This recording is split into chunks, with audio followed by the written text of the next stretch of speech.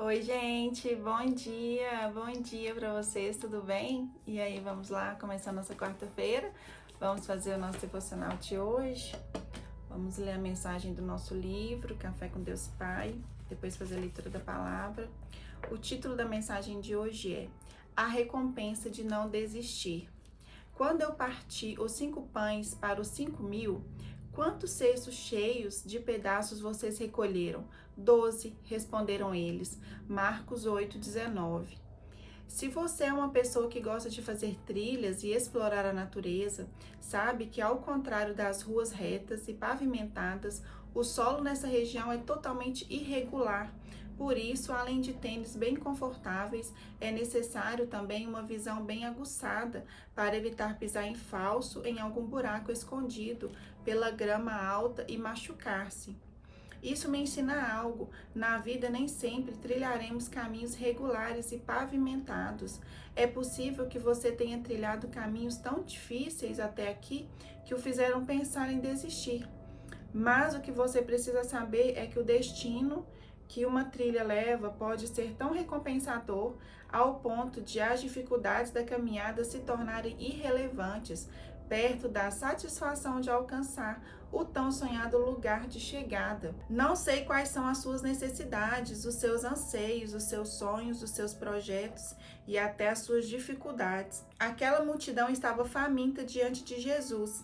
Tinham feito um caminho difícil até ali e, aos seus olhos físicos, não conseguiam enxergar uma grande quantidade de peixes e pão suficiente para alimentá-los.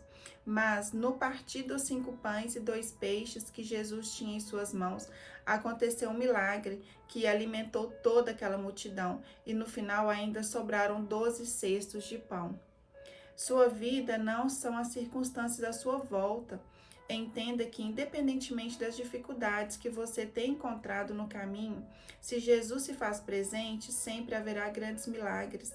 Continue, não desista, mesmo que esteja doendo, mesmo que seja difícil, não pare, simplesmente continue. O final vai surpreender você. A leitura é Salmo 108, a palavra-chave continue. Amém. A recompensa de não desistir. E isso é desafiador. Muitas vezes a dificuldade está tão grande que o pensamento é desistir, deixar de lado, né? Não vou mexer com isso mais, né? Não consigo, não vai dar certo. Vem um monte de coisa na nossa cabeça, mas o Senhor fala: não desista, né? Porque com Ele tudo se multiplica, tudo muda. Ele pode, né? Alterar, mudar qualquer realidade. Ele pode fazer um milagre. Ele é um Deus de milagre. Ele ainda realiza sonhos. Por mais que a gente olhe para as circunstâncias, a gente olhe para o mundo, para tantas tragédias, para tantas coisas ruins acontecendo o tempo todo. E mesmo assim, o Senhor não perdeu o controle de nada. Ele fala na palavra dele, né, que no mundo tereis aflições, mas tem de bom ânimo, eu venci o mundo. E ele não nos promete, né, uma vida sem dificuldades. A gente vê tantas coisas acontecendo ao nosso redor e muitas vezes a gente questiona, a nossa fé começa a ficar pequena, começa a vir a incredulidade no nosso coração, devido a tantas notícias ruins no dia a dia, né? Eu não sei se você tem o costume de ficar vendo noticiário, ficar se alimentando dessas notícias. Se você tem, mude esse hábito, porque isso vai gerando na nossa mente, né, aquela sensação de que, meu Deus, onde o Senhor está? Aconteceu isso, né, em tal país, em tal cidade, crianças, enfim, várias pessoas, várias idades, tragédias acontecem todos os dias. E às vezes a gente toma aquele problema para nós. Eu era assim. Toda vez que eu via alguma notícia ruim na televisão, eu ficava com aquilo na minha mente. Eu falava, mas por que, Senhor? Por que o Senhor deixou? Por quê? Eu questionava muito, principalmente quando era com crianças. Eu falava, mas é inocente, não tem pecado. Porque na minha cabeça as coisas só poderiam acontecer com quem é pecador, com quem fez alguma coisa. Por eu ter crescido ouvindo muito Deus castiga, não faz isso, eu cresci com essa imagem de Deus, de que Deus, se a gente fizer algo errado, a gente vai ser castigado. Então, quando eu via algo acontecendo com uma criança, um bebê que ainda é inocente, eu questionava, mas, né, ele é inocente, ele não tem pecado.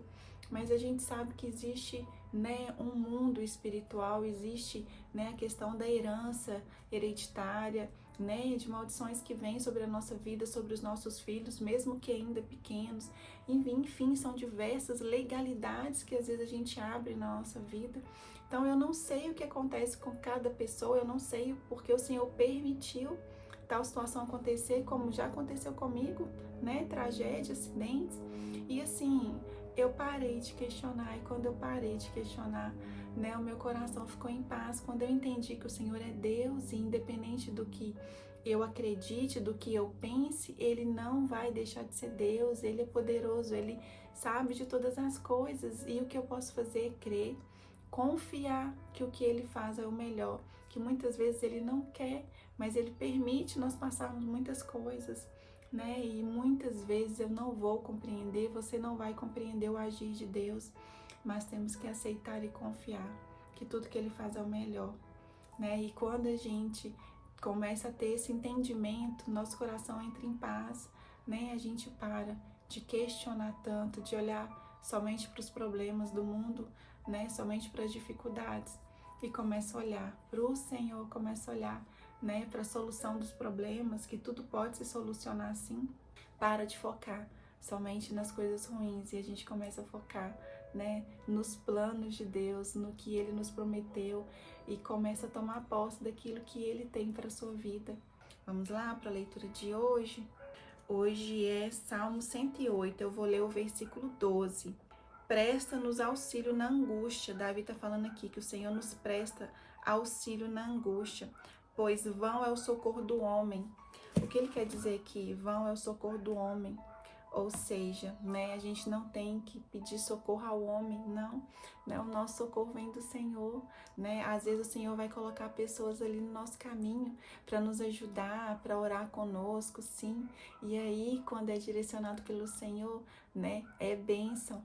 Mas muitas vezes vem pessoas dando palpite na nossa vida, falando o tempo todo, né? Não vão nos ajudar em nada, mas adoram dar palpite na nossa vida, nos nossos problemas, né? Então você precisa ter discernimento do que é do Senhor, o que não é. Não ouvir todas as pessoas, não acreditar que todo mundo que vem dá opinião, né? Falar uma palavra com você é direção do Senhor, não.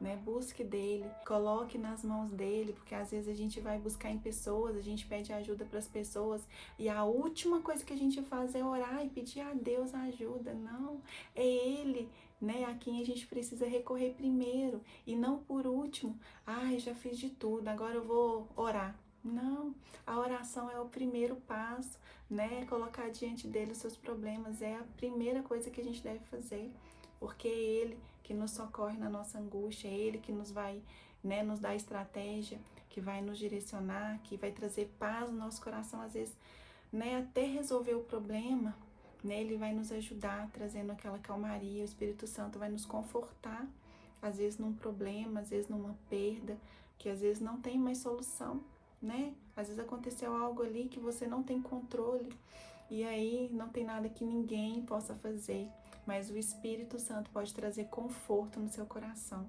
E aí somente Deus, né, pode agir, trazendo paz, né, e renovando as suas forças.